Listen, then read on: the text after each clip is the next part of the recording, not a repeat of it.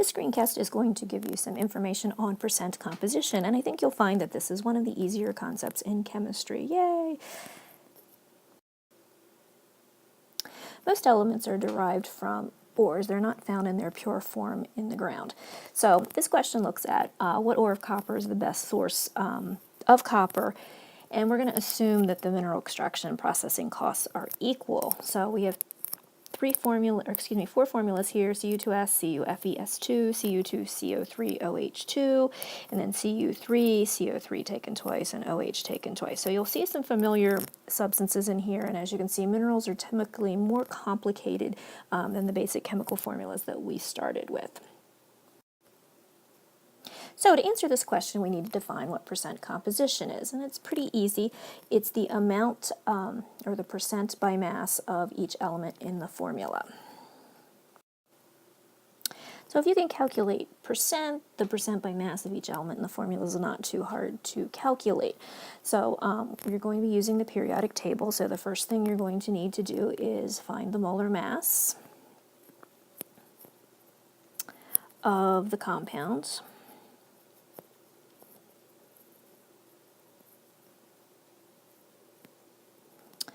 And secondly, you're going to divide the total mass of the element. And you'll see in the next examples how it's not just the atomic mass of the element. Divide the total mass of the element by its molar mass and multiply by 100. So again, percent is always that multiplied by 100, or factoring things in as 100. Okay, so one mineral of copper is called chalcocite, and it has the formula Cu2S. The program I'm using doesn't allow me to subscript when I type, so you'll have to forgive me for that.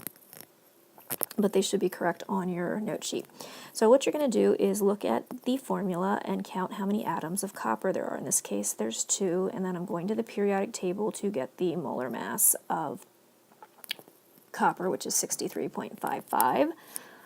Okay, and if I multiply that out, I get 127.10.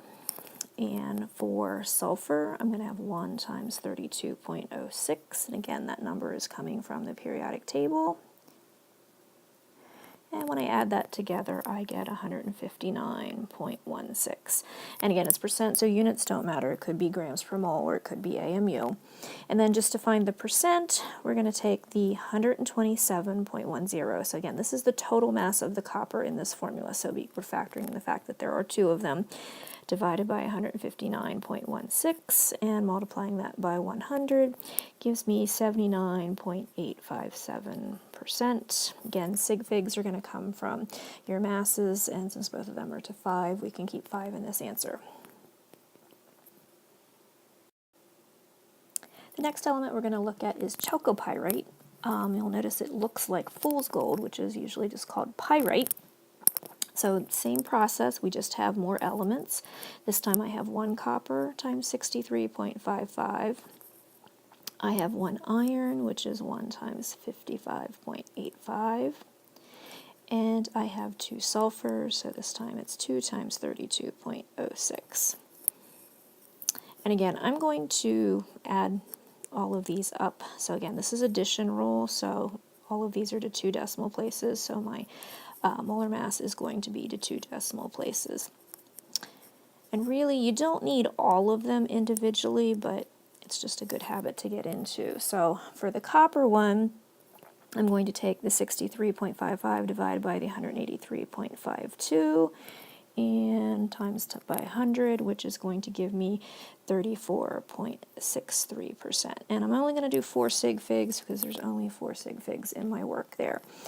So you can do this all in one line. I just didn't plan that well enough to have room for all of that on the last one.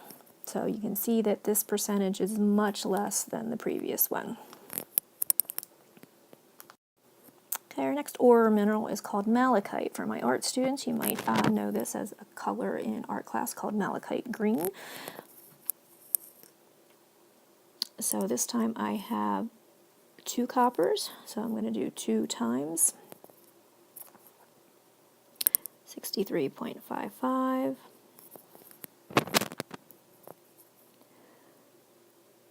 carbon is 1 times 12.01. My oxygen is 3 times 16. And if you look ahead, there's really actually 5, so this 2 gets distributed, so I can just cancel that out, or you can erase it and change that to 5. So if you look ahead, you can put all of your oxygens together, and then my hydrogens are 2 times 1.01. Now, I can add all of this up and just give one answer here instead of doing all of that in between, and your calculator will handle that. The only one that you do have to do the sub work for is this one, because I need to know the total number of copper. And again, I could keep dividing this out, but since I'm running into the picture, I'm just going to come down here. 127 divided by 221.13. Again, you could continue this as one line in your note sheet. Times 100 is going to give me 57.478%. Again, I'm back to 5 sig figs because there's 5 sig figs there. So we'll keep moving on here. And our last mineral is azurite. So azure blue, again, you see the blue coloring here. Again, I'm going through the same process, just with different numbers. The carbon, this time I have 2, so that 2 is going to distribute to my carbon.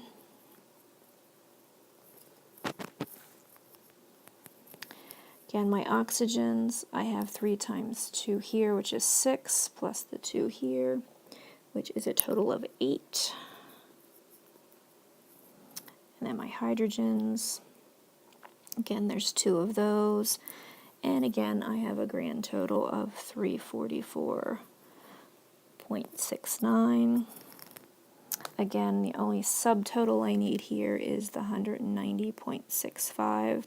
Now, if I were doing a true percent composition, I would be doing each number here and dividing it by the total. And if you like showing all the individual steps, you can do that for this problem. But again, since this question only asks about the copper, we're just going to stop with the copper. So 190.65 divided by 344.69 times 100 is going to give me 55.311%. So if you look back at all of your percentages, the compound with the most is that chalcocite, which was the very first one, but without calculating the other ones, you won't know that that is correct. Okay, and that is your introduction to percent composition.